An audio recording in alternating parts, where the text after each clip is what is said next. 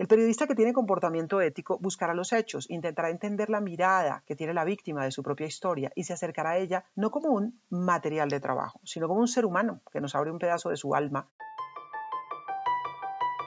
Desde la Fundación Gabo, esto es el Consultorio Ético en podcast con Yolanda Ruiz.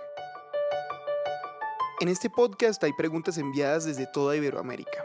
Abordamos debates clásicos y debates nuevos y sobre todo acompañamos a los periodistas en la búsqueda de respuestas que enfrentamos a la hora de contar historias. Todo esto siempre con la ética como guía. Bienvenidos, pónganse cómodos aquí en el consultorio. La primera consulta de hoy nos llega a nombre de Jessica Ábalos, desde San Salvador, en El Salvador. Aquí Jessica. En El Salvador, recientemente hubo una protesta masiva contra el presidente Nayib Bukele. Varias organizaciones marcharon para rechazar la imposición del Bitcoin como moneda de curso legal, la reelección presidencial o la destitución de más de 200 jueces. En la redacción nos preguntábamos si podíamos participar en la marcha, no cubriéndola, sino de manera activa como ciudadanos. ¿Por qué si los lecheros marcharon porque se está bloqueando la compra de producto local, no podríamos hacerlo nosotros si en los últimos 2 años se nos ha bloqueado el acceso a la información y se hostiga constantemente nuestro trabajo? Esa fue una de las preguntas que surgieron en la discusión. Nos quedamos con el dilema y preferimos consultarlo con la Fundación. Nuestra labor de periodistas nos obliga a mantener equilibrio y rigor frente a todos los hechos que cubrimos, pero el oficio no nos quita los derechos ciudadanos. Esos derechos incluyen la posibilidad de manifestar públicamente y de manera pacífica el descontento frente a cualquier situación, mucho más cuando se trata de restricciones a la labor de la prensa que en el fondo representan una violación al derecho de los ciudadanos a estar informados. Defender la libertad de prensa es una obligación ética. Sin embargo, los periodistas debemos trazar muy bien la línea que separa nuestras opiniones e inconformidades personales del trabajo informativo. Eso juega en todos los casos, cuando discrepamos frente a un gobierno y cuando consideramos que hay algún acierto en sus decisiones. El trabajo del periodista implica tomar distancia de todas las fuentes y buscar la verdad. A ella se llega persiguiendo los hechos, contrastando, dando contexto, investigando. En ese sentido, como ciudadanos, tenemos derecho a protestar. Y como periodistas, cuando se cubre una protesta, debemos tomar distancia de ella para poder dar las miradas y matices que puedan existir frente a este hecho. No siempre es fácil hacerlo, pero es lo que debemos hacer en nuestra labor de servicio público. No podemos olvidar, vale reiterar, que somos veedores de todos los poderes y para hacer bien esa tarea debemos apegarnos a las buenas prácticas del oficio. Para denunciar y criticar se requiere máximo rigor.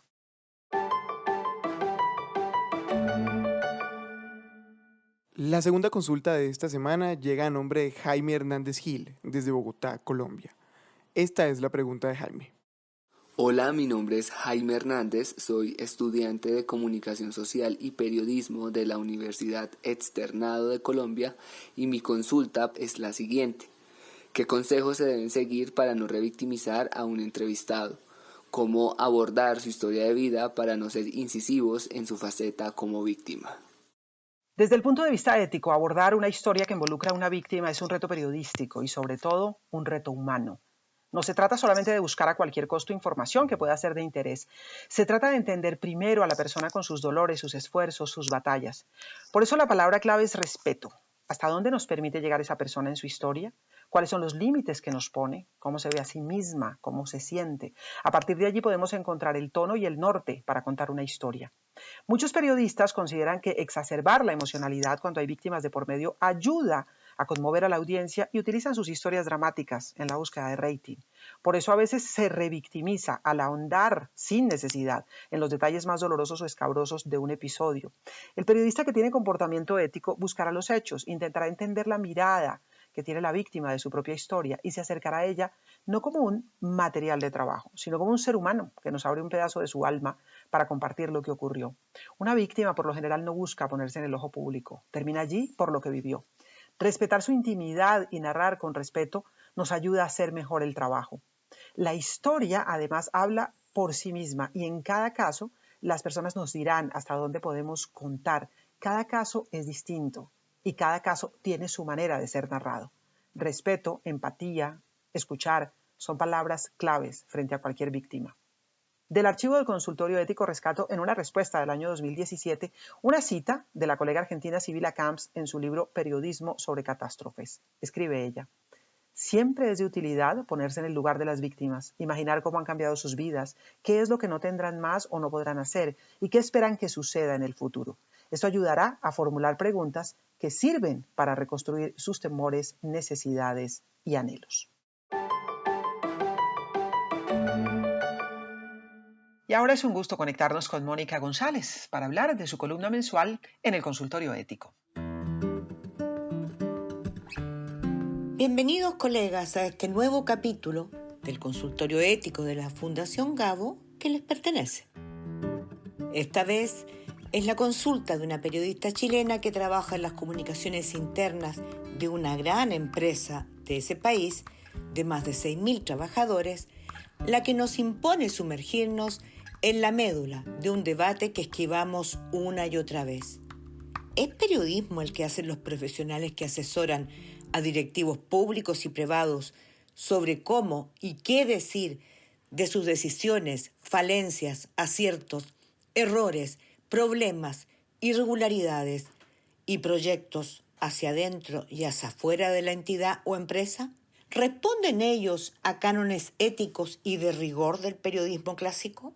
Este interrogante se da en un contexto de grave crisis de confianza ciudadana y de debilidad democrática, provocada, entre otros factores, por una pandemia de corrupción que ha corroído arcas fiscales y fe pública. A sabiendas, como lo dice la experiencia reciente en los escándalos de corrupción que han remecido al continente, que gran parte de lo que hacen las empresas de comunicación corporativa estratégica externa es lobby, simplemente lobby.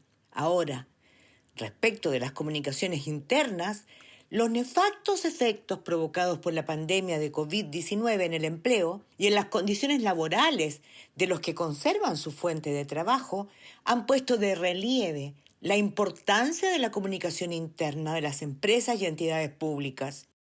En esta emergencia son miles los trabajadores que requieren de una comunicación interna veraz, oportuna, informada al detalle de los riesgos y oportunidades que la pandemia ocasiona y de lo que realmente ocurre frente a determinadas situaciones. Una comunicación interna que mitigue incertidumbre, miedos.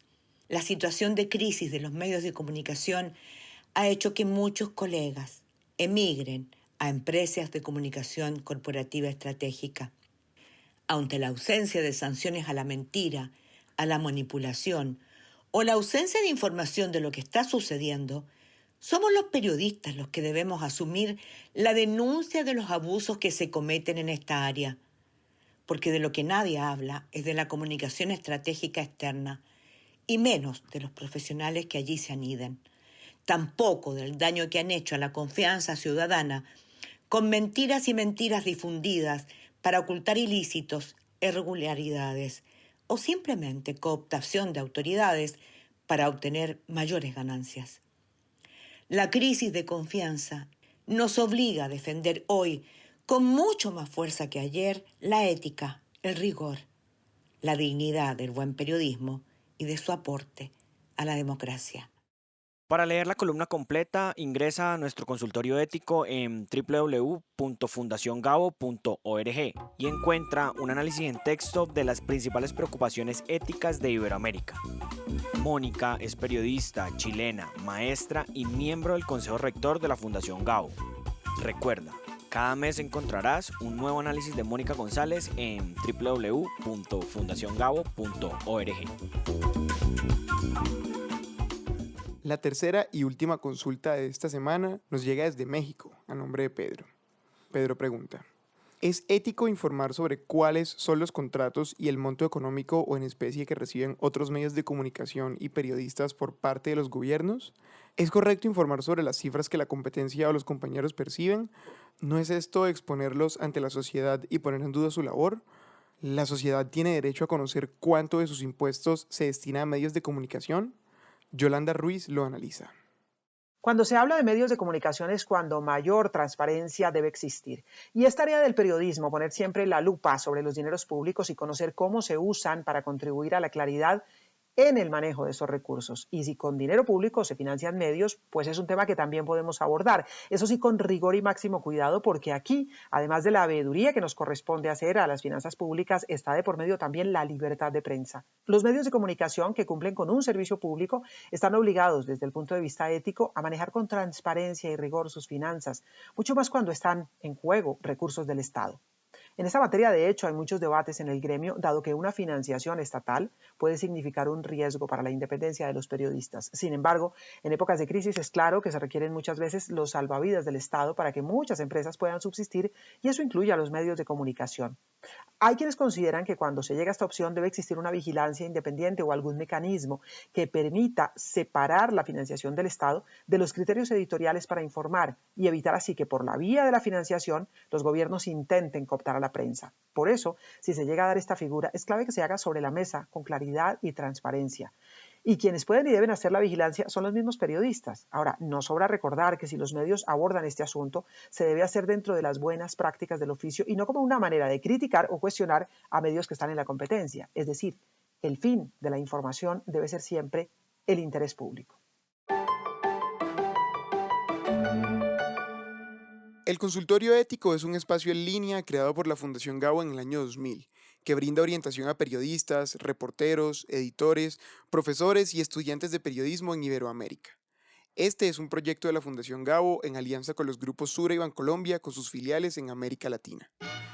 2000 preguntas han sido respondidas para reflexionar de manera abierta sobre los valores del periodismo y sobre los dilemas éticos a la hora de investigar, contar, distribuir y crear historias. Porque como decía Gabriel García Márquez, la ética no es una condición ocasional, sino que debe acompañar siempre al periodismo, como el zumbido al moscardón.